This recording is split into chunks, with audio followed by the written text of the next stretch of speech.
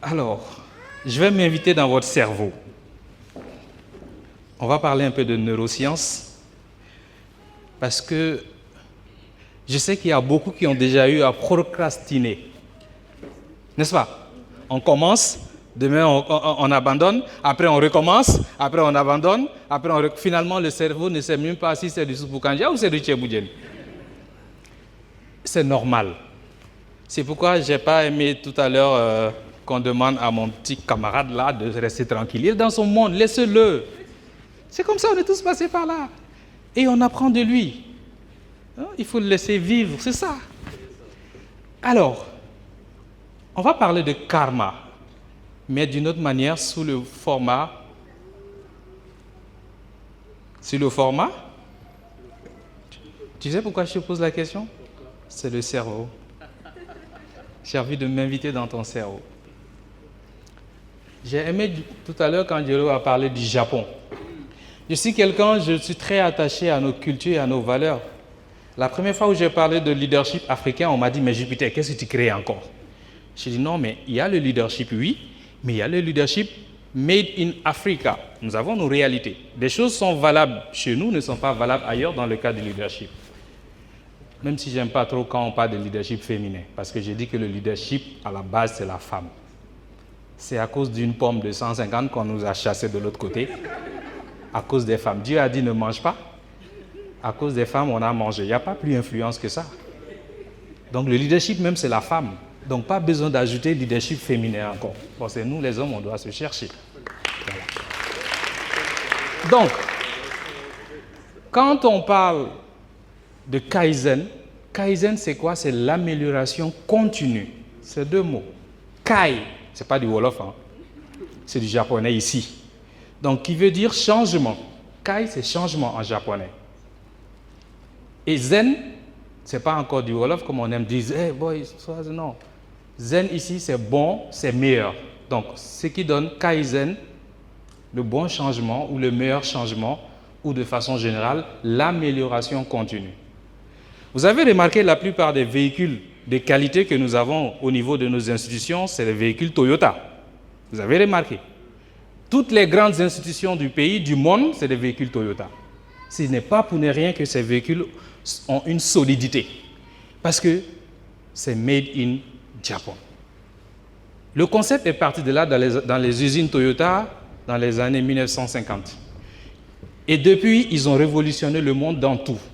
Certes, c'est parti de l'usine, mais c'est devenu un concept général. Et vous tous, vous connaissez les pays asiatiques tellement ils sont rattachés aux questions de développement personnel, au même titre que les Américains d'ailleurs. Mais ils ont une certaine discipline que moi j'adore en Asie. C'est pourquoi quand Diolo a parlé tout à l'heure du Japon, j'étais très content. C'est des exemples que j'adore. Ils sont très disciplinés.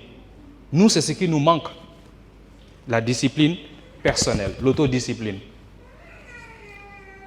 Et parlant de Kaizen, on va juste simplifier la chose. On ne va pas philosopher. On va partir sur 7 principes du Kaizen.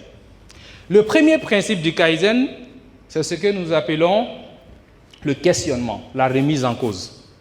On est bon, on est tous bons. On a pris 9 mois pour venir au monde, bon, en principe. Sauf ceux qui sont venus un peu plus tôt, qui ont voulu voir ce qui se passe ici.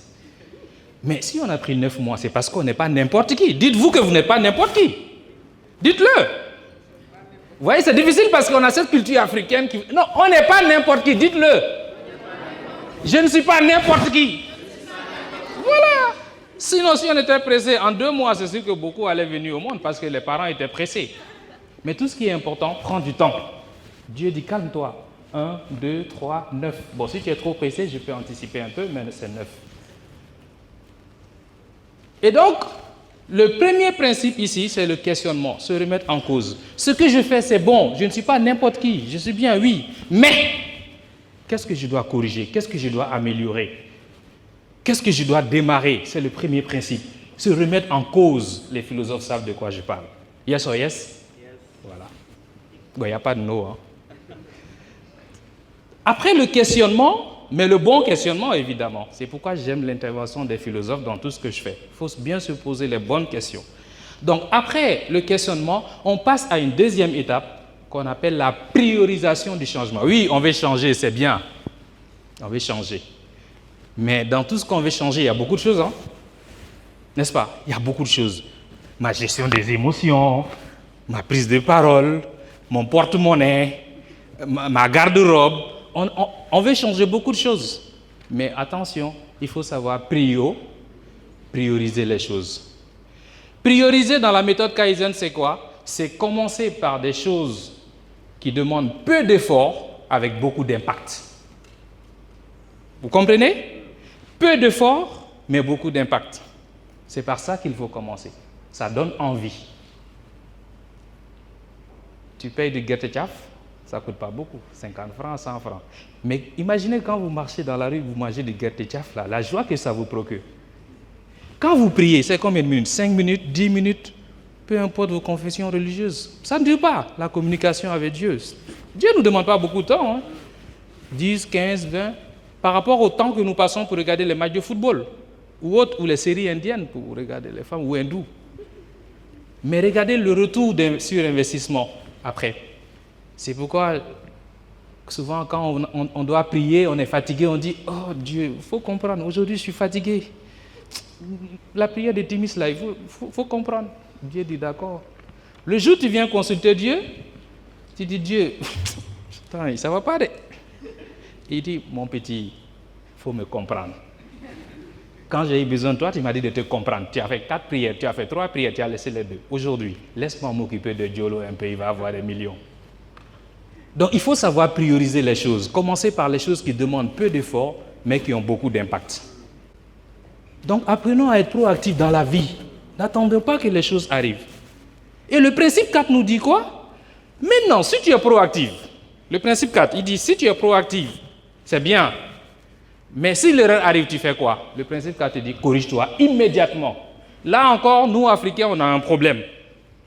On attend que les erreurs s'accumulent, graoul, ça va aller. Il y a la barre, nous tous, on sait que Dieu est bon. Mais Satan n'est pas petit, hein? C'est Dieu qui l'a créé. Et lui aussi n'est pas n'importe qui. On accumule. Ça va aller. Barna, graoul. On gère. Bon, comprenez mon wolof, hein, je me débrouille. Ah, voilà, c'est ça. Donc, voilà, on accumule.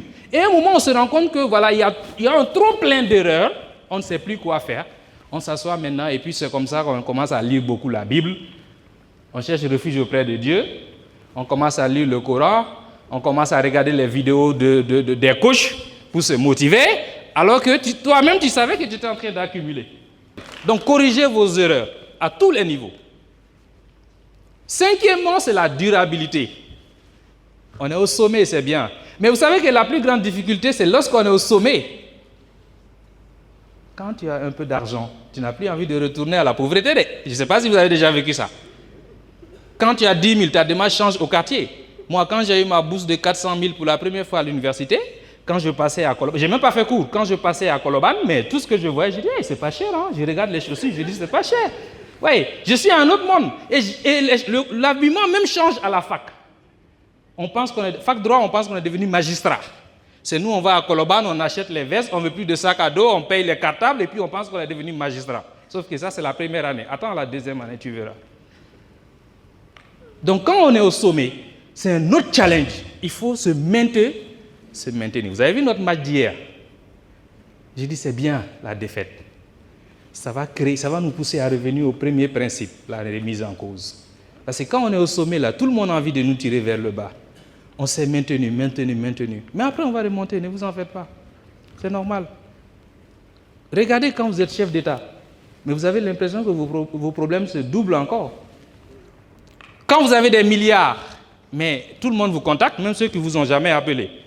Au village, on t'appelle. Notre enfant, c'est plus Massamba ou Mademba, c'est notre enfant. Tu reçois des appels. Parce que tu es au sommet. Descends, tu vas voir, personne ne va t'appeler. C'est ce qu'ils appellent le Muda. C'est quoi le Muda? Chez les Japonais, les Muda, c'est tout ce que nous avons cette habitude de faire qui n'ont pas de plus-value. Rien du tout. Je pense qu'il y a, je ne sais pas si c'est Diolo qui en parlait ou bien, voilà, quelqu'un disait tout à l'heure que parfois tu as envie d'être footballeur, mais ce n'est pas toi qui passes tout ton temps avec les lutteurs. Souvent, on est comme ça. Hein? Tu dois aller faire quelque chose, mais comme tu as tes amis qui vont ailleurs, tu les suis. Finalement, tu te rends compte que dans les 24 heures, tu n'as rien foutu de bon en rapport avec ta vie à toi. Donc, ils disent le premier gaspillage, c'est ça. Tout ce que tu fais dans la vie doit avoir une corrélation avec le rêve que tu as envie d'accomplir, avec ton chemin. Sauf que ça demande de l'autodiscipline. On est tous passés par là. À l'école, on descend. En rentrant à la maison, on doit tourner à gauche pour aller chez nous. Mais comme on est en groupe, dans la discussion, tu dis, attends, je vais accompagner les autres.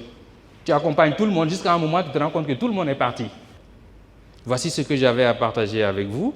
Je tenais à remercier vraiment ma sœur Tina, parce que je ne peux pas parler de Prosper sans parler de Tina.